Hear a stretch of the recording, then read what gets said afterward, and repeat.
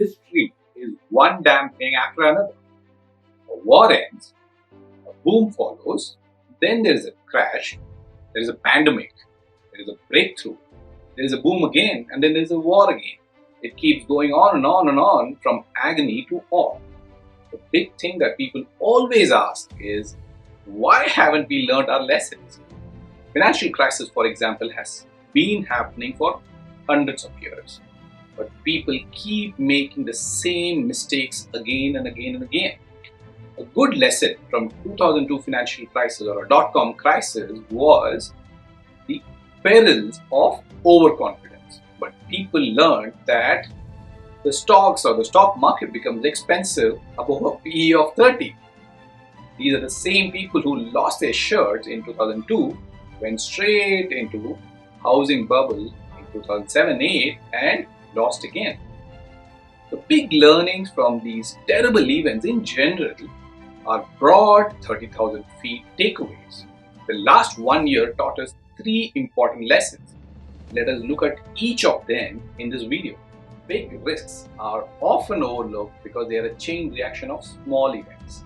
A bunch of mundane tasks at the right time, in the right order, can turn into something impossible, which in isolation looks terrible.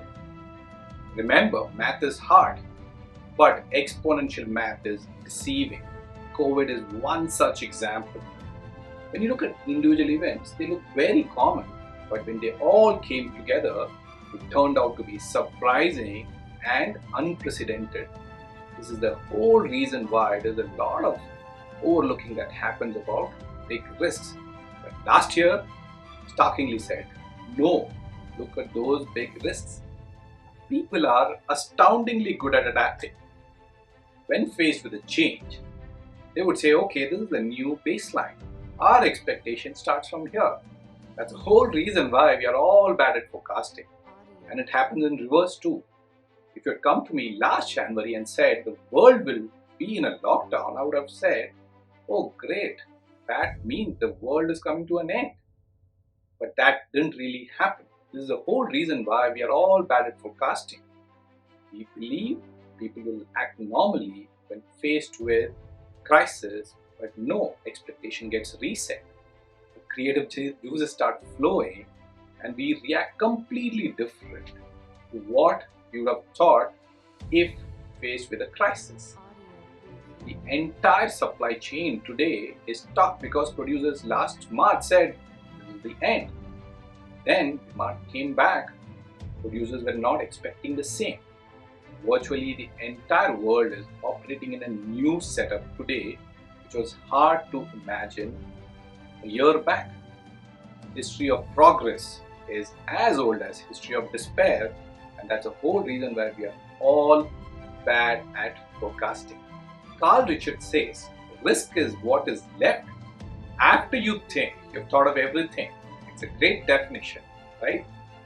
The finance industry has been debating in the last 1 decade on the risk to the economy.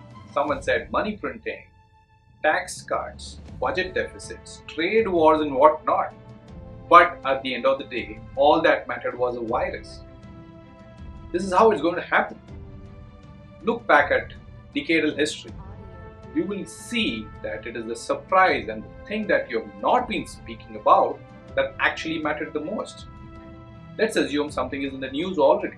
It means you're talking about it, and when you're talking about it, you're partially prepared for it. And when the event really happens, the impact is going to be far lesser. It is a surprising event that moves a needle far more than what you think, and at the end of the day, you can go back and say, oh, this is all that mattered. Daniel Kahneman says the right takeaway from seeing a surprise is not that the event will happen again, but the world is surprising. The big takeaway, at least for me, is that we will be hit by surprises time and again, and it will be these events that you don't expect to play out that will matter the most.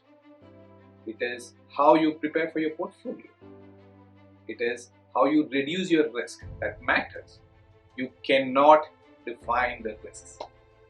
Hope you like this video. Thank you for watching. Good luck.